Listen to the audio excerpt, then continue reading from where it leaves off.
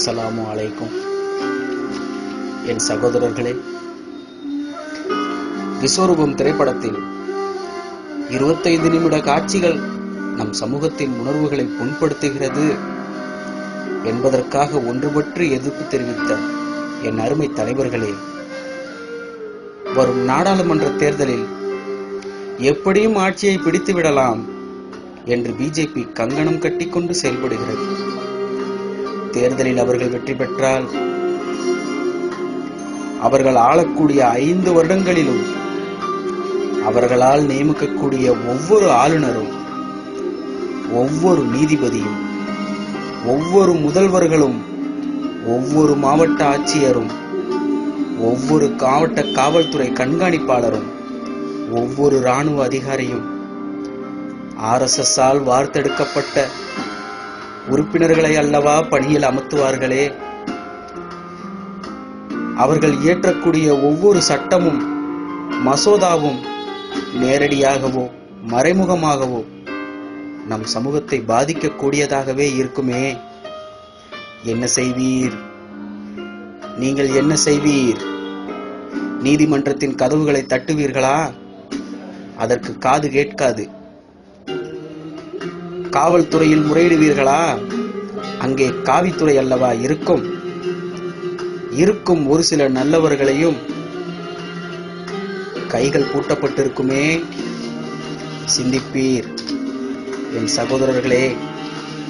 நம் எதிரி நமக்கு எதிராக வாளை நீட்டினால் இன்ஷா அல்லாஹ் தன் உயிரையும் கொடுத்து நம் சமூகத்தை காப்பாற்ற லட்சம் பேர் இருக்கிறோம். மாறாக அவன் அரசியலில் அல்லவா போராடுகிறான். போர் ஏற்பட்டாலும் உடனே மரணம், பிறகு சொர்க்கம். அரசியல் புற்றுநோய் அல்லவா? வாழவும் விடாமல், சாகவும் விடாமல், மெல்ல மெல்ல உங்களுடைய பிள்ளைகளையும் பின்னர் உங்களின் அடுத்த தலைமுறையும் வழி கொடுத்து கொள்ளுமே. நீர் என்ன செய்வீர்? என்ன செய்வீர்? சிந்திப்பீர். மத்திய பிரதேசத்தில் சமஸ்கிருதம் பாடம் பள்ளி பிள்ளைகளுக்கு, கர்நாடகாவில் பகவத்கீதை பாடமாக்க தீவிர முயற்சி. இன்று வரையும் மனிதரால் எழுதப்பட்ட காவியமெல்லாம் பாடமாகி போன போதிலும்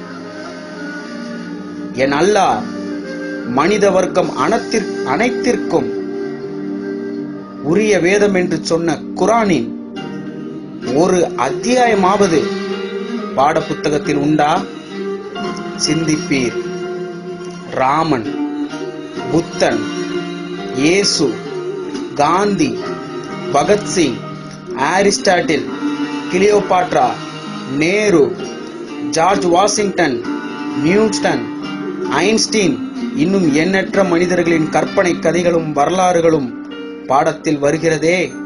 என் சகோதரர்களே, யாரை இந்த மனித குலத்திற்கு அல்லாஹ் நபியாக அனுப்பினானோ, யாரை இந்த மனித சமுதாயத்திற்கு வழிகாட்டியாக அனுப்பினானோ, யார் நபிகளிலும் மனிதர்களிலும் சிறந்தவரோ அந்த மாணவியின் பெயர் வரலாற்று பாடத்தில் பள்ளிக்கூடத்தில் எங்கே? சிந்திப்பீர்.